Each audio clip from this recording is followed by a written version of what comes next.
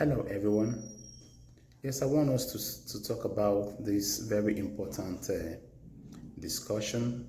I want us to discuss about something very unique about the Igbo people. So, this is about the Igbo people and the inventions that Igbos has invented. And you can see now today, all over the world, you can see the people of Igbo tribe in every part of this world. You can see them inventing a lot of different stuff. You can see them inventing a lot of different things. You can see them inventing a lot of different produce and products and valuable things all over the world. Matter of fact, this that will shock you is something that was done far way back, way long time ago, while here in the United States.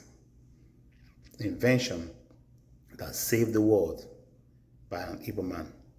Watch this. Consider the fortune of the person who, in effect, invented vaccination, introduced vaccination to America in 1721. That has to be the biggest fortune in the history of medicine, right? The pharmaceutical industry has produced many gigantic fortunes in this country, notably the fortune created by Robert Wood Johnson and his brothers in 1885 when they started the Johnson & Johnson Company, which has produced many products that have saved lives and led to the creation of the Robert Wood Johnson Foundation, which has done many good deeds. And that fortune has provided for generation upon generation of some members of the class that used to be known as the idle rich.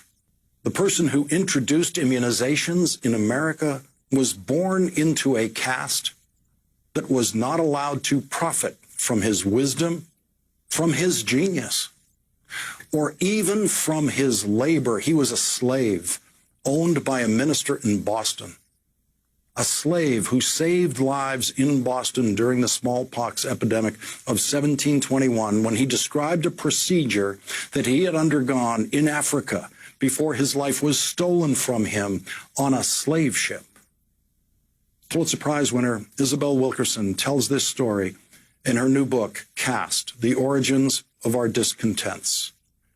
Quote, people in West Africa had discovered that they could fend off contagions by inoculating themselves with a specimen of fluid from an infected person. That is the knowledge that slave brought to Boston in 1721, where he saved dozens of lives because of one doctor who decided to try that method that the slave described. 30 years later, vaccinations based on that method, introduced by a slave, became the standard practice in Massachusetts and eventually the rest of the country. There is no charitable foundation named for that slave. His descendants were not born into lives where work was optional. The life-saving gift he gave us did not even earn him his freedom. Now that you have seen and watched these little clips of how life was saved in the world, especially at Boston, United States of America.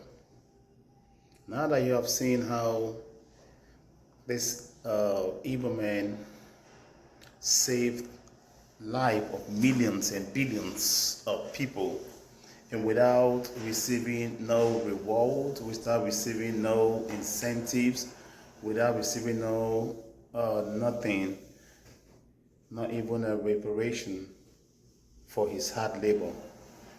That is the reason why, or most reason why, the rest of the descendants of the Igbos living all over the world, which are called the Biafran people, have decided to part ways and be on their own and live in their own and have their own country called Biafra. Even after running back our mind to the Civil War in 1967, we all knew the contribution of the rest of the world in navigating and supporting Nigeria in destroying and mitigating the lives of our people. But you can see God kept us alive, and the Igbos are still waxing strong. Despite what the government is doing to destabilize the Igbos, even today, the Igbos are holding strategic positions in every sectors and government and parastatals of the world today. That is why we have stood our ground and make sure that the Igbos and the Biafran in general will have their own nation.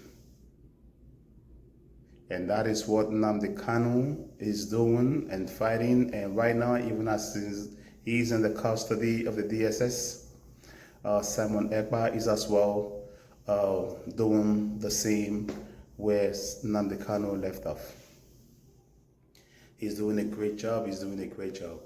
And the rest of us out there is also talking about it and making awareness every single moment and every single day right here in our own platform. So, with that being said, and with all the love in my heart, I say, all hail Biafra, all hail Biafra, all hail Biafra. I'll see you again, and God bless you. Thank you. Share this video, like this video, and subscribe.